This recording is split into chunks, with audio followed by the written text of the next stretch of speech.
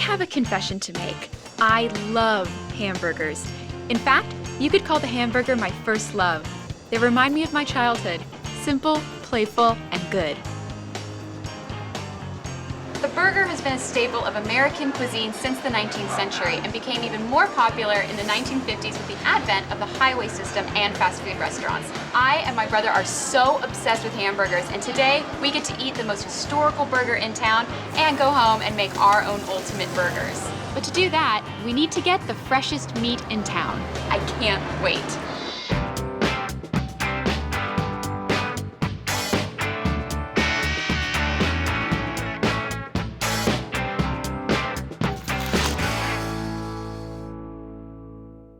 First stop on Henry and my magical burger tour, the Apple Pan, one of the country's first hamburger joints, and the place where my love affair with the burger began.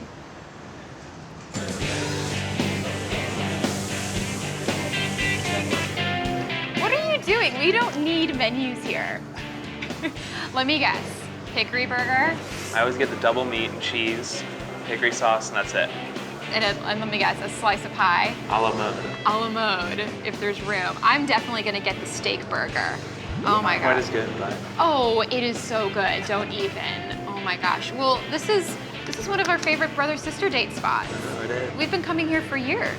This is one of the first places I ever introduced you to as well. It's delicious. It's delicious. It's a pretty good sister call, right? Yeah. Why is this your number one? Every time I want to take you out to dinner, it's always Apple Pan is the first recommendation. Why?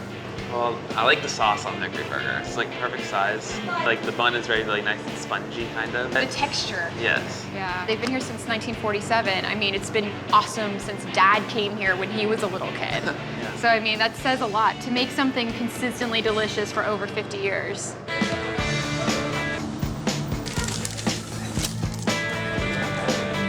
You must be Sunny. I'm Sunny. You are the third generation owner of the Apple Pan. Yes, I am. Oh my gosh, that is amazing. We're second generation Apple Pan eaters. Well, that's just perfect. We don't change anything. We just keep it as it was, and that's the goal. We get our meat fresh every day. We make our own patties. We get top quality meat, top quality ingredients, and that's just the way it has to be. Wow, I mean, so it seems like it takes a lot of dedication and attention to detail every day. Well, my grandfather was very detail oriented, and he was very specific and wanted things done just so. The Apple Pan story mirrors the story of the American hamburger. Following World War II, a hungry nation was growing, and fast. Cars and an expanding highway system made us more mobile than ever before. And the hamburger was perfect for feeding people on the go. It was economical, easy to eat on the run, and always, always delicious. It's no surprise that the Apple Pan and the hamburger are still going strong. The plaid wallpaper is just burned into my memory as a child.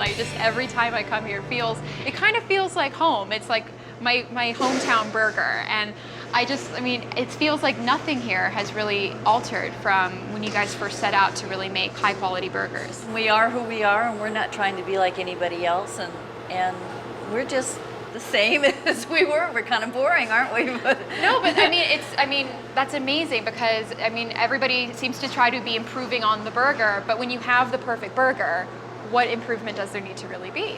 We don't want to change it. Yeah. I feel like he got it right the first time. When my grandfather started this place, and he built it, set it up just the way he wanted. He and my grandmother perfected the recipes and set out and did this, and burgers got really popular. And Ray Kroc got into McDonald's around 54 and came in here and wanted to go in business with him. Oh my gosh. He was not interested. He wanted to do his thing the way he wanted to do it, and that was the end of that. Well, and the Apple Pan has become it's always stayed the same for high quality. And you can see the kitchen from here. And that's when you know there's quality, is when you can see the hands preparing the food right in front of you. You see what goes right into it, don't you? Nothing up anybody's sleeves. You see the meat, you see them chopping up the pickles for the sauce, you see everything.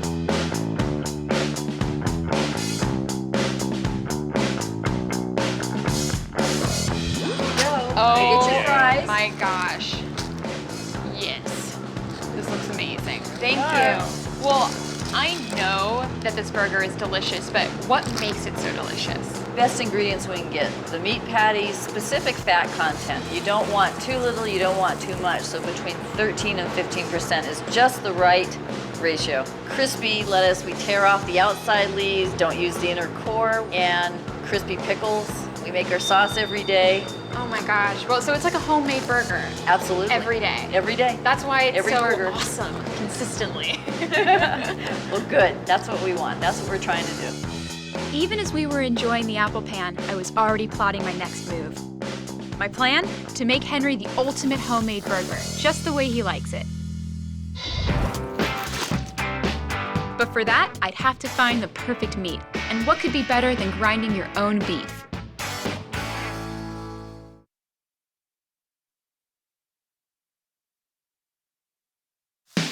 You can't make the perfect burger without the perfect meat. And for that, I'm going to my favorite butcher. Hey, Jim. Hi, Claire. Welcome to Huntington Meats. Thank you. Well, I heard this is the best place to come for burgers. You betcha. Why don't you come in the back and I'll show you everything to know about burgers. Great.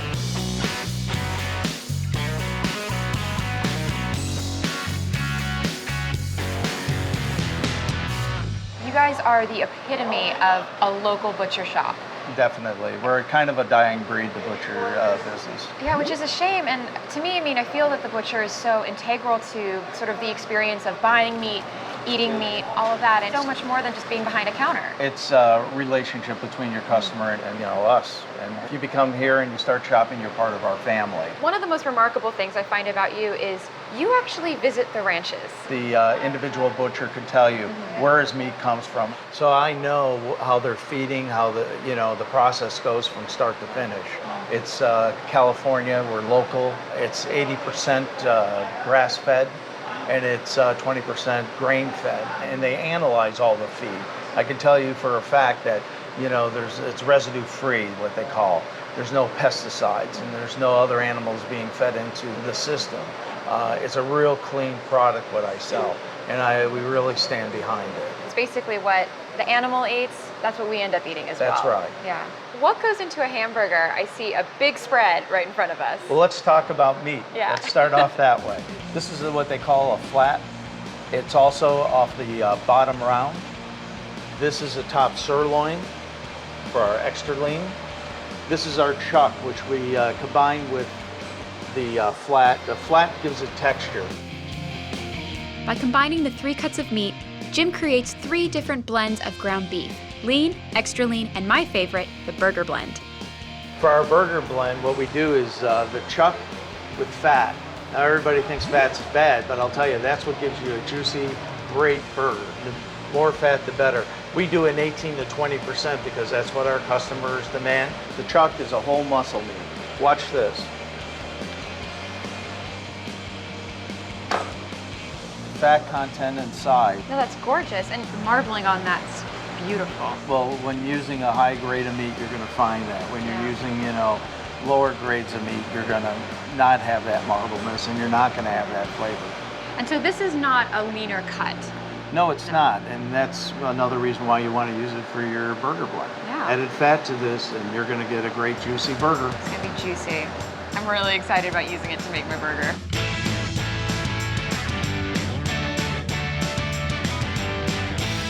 So this is the grinder. This is the grinder. What we're doing here, we have the chuck. We're going to make your good burger blend for you. Ooh, I can't wait. Why are we in a freezer? Freshness. Discoloration would happen if you're in a warm environment and the meat kind of start going bad, and you got to keep it cold as possible. It's 38 degrees in the cooler continuously, and it just makes it a great burger. We're going to be mixing up the fat a little bit before I put it into the grinder, and then pretty soon we'll have your burger blend that you're looking for.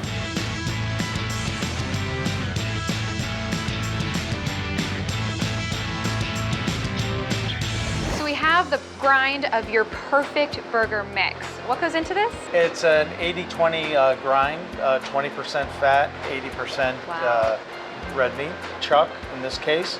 You can see the fat nicely distributed. Oh yeah. And this is I noticed you put it through the machine twice. That's right. You can see the speckling of the meat, the fat going through.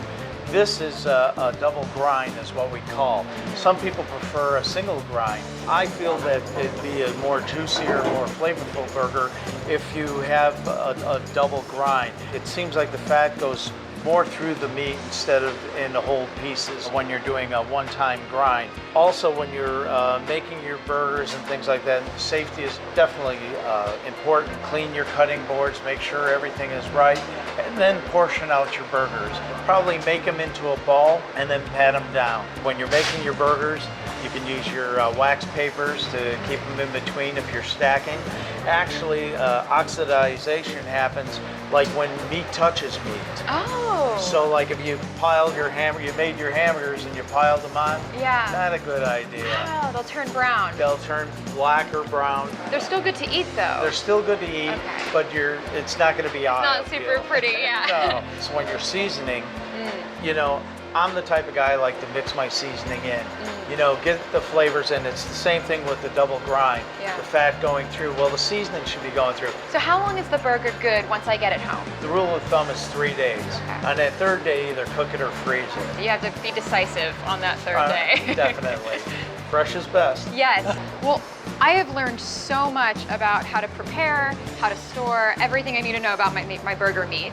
And these are gonna make amazing burgers with my little brother. But if I know anything about my little brother, he loves bacon on his burgers, so. Well, we got the bacon. Great. Your brother's gonna love it. Follow me. Oh, good. With Jim's best bacon in tow, I was off to make the perfect burger.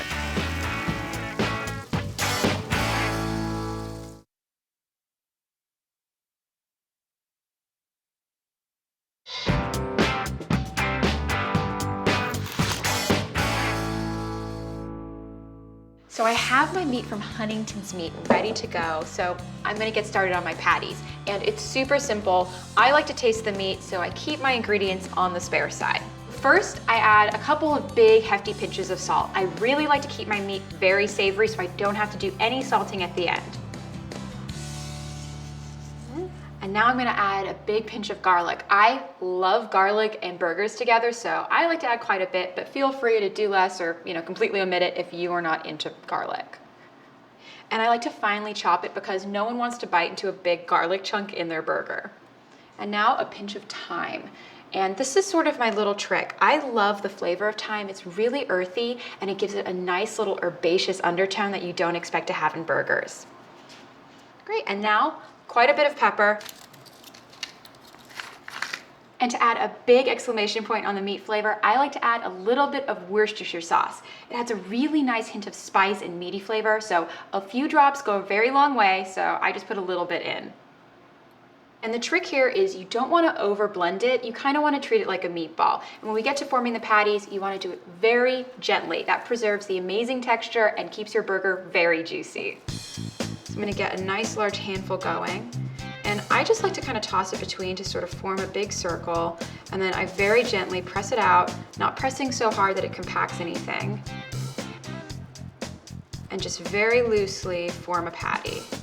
Now, I like a thicker patty because it means you get a big mouthful of that meat. It's really juicy and very tender. But if you like the flavor and texture of a thinner patty, go for it, make it thinner. And this patty's about done, but you can see how loosely I formed it together. There's still cracks in it. It's kind of falling apart, but the thing here is it means a juicier burger.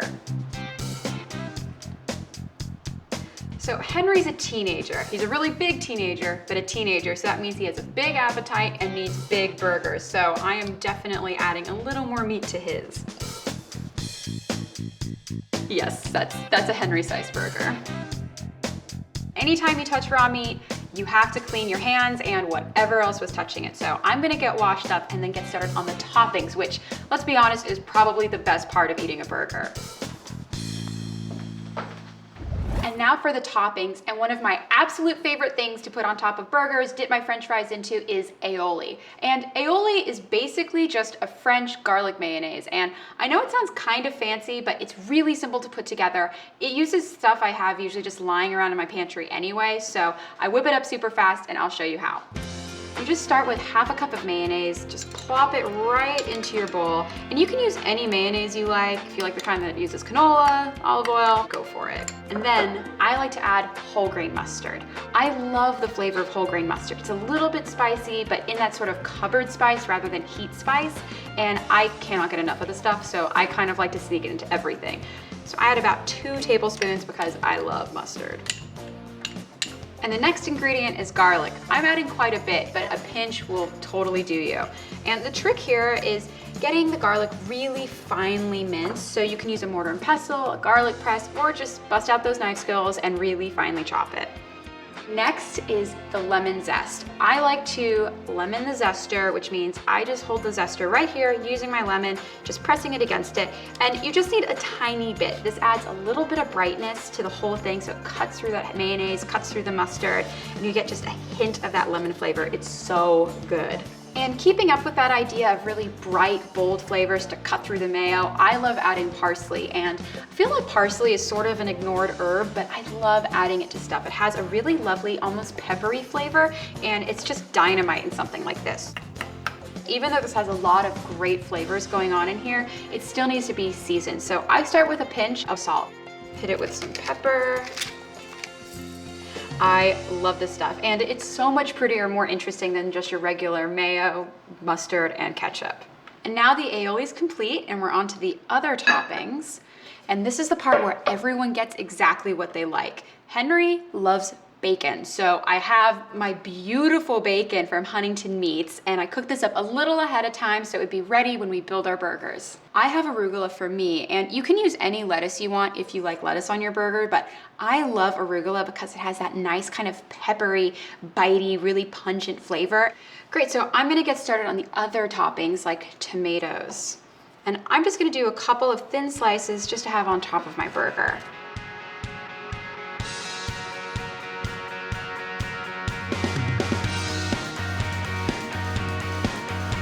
Fan them out to look a little pretty. Great, and now I'm gonna do some red onion. And I love the flavor of red onion rather than white or yellow onion for eating fresh, so it doesn't overwhelm the flavors going on in the burger.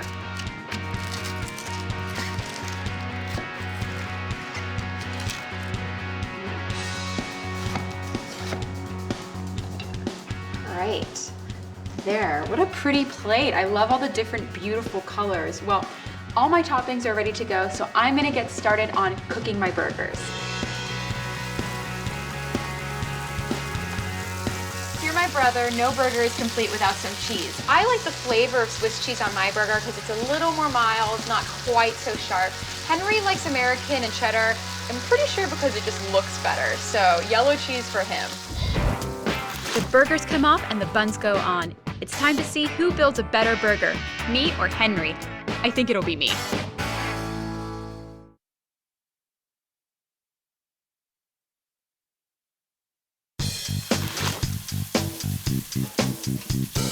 So my burgers are done, and I've been covering them with aluminum foil to let them rest for about 5 minutes just to make sure that it stays super juicy and warm. So let's see how these look. Great. All right, so it's time to make our burgers. Henry, okay. It's time. So it's time to finally eat. Will you pass me the buns, because we can't really have a burger without a bun. Certainly. Thank you. And these are lightly toasted, so they're delicious and they won't get super soggy, because nothing's worse than a soggy, crumbly bun. Obviously, you are getting the one with the cheddar, so I will plate you first. Thank you. You're welcome. And mine. Great. I have basically every topping imaginable, including your beloved bacon. So let's get started on mine first. Hook me up with a little bit of aioli, please. All right. Okay. And do you like aioli? Are you into it at all? I don't know. I don't really like mayonnaise style things on burgers. Okay. You know I'm obsessed with it though. It's like my thing. Okay, that looks like plenty. And as you know, I also love arugula on my burgers. 2 little slices of tomato, and then I'm gonna do a little sprinkling of red onion. This is my burger. It's basically ready to go. So Henry, walk me through how to make a Henry burger. What goes on first? I like to put the bacon underneath Oh my God. so that you don't take it all out in one bite. Just kind of rests under there. And then barbecue sauce. And so you don't knife it at all, you just let it pour out. Yep. Just like that. This is like the antithesis of my burger. Well done. That's it. I like smush it there. And you like to smush it to Yeah. get it going all together. Yeah. Well, we're done. You want to eat? I'm ready. Okay, cool. Shall we? Okay.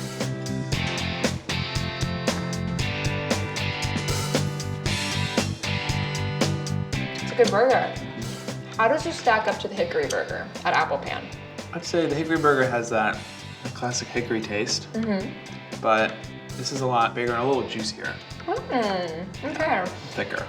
So, yes, Claire did a good job. Is that what you're trying to tell me? Oh my God, I did a good job? Yep. Yes. You were the hardest person to please burger-wise, so that is a big moment for me.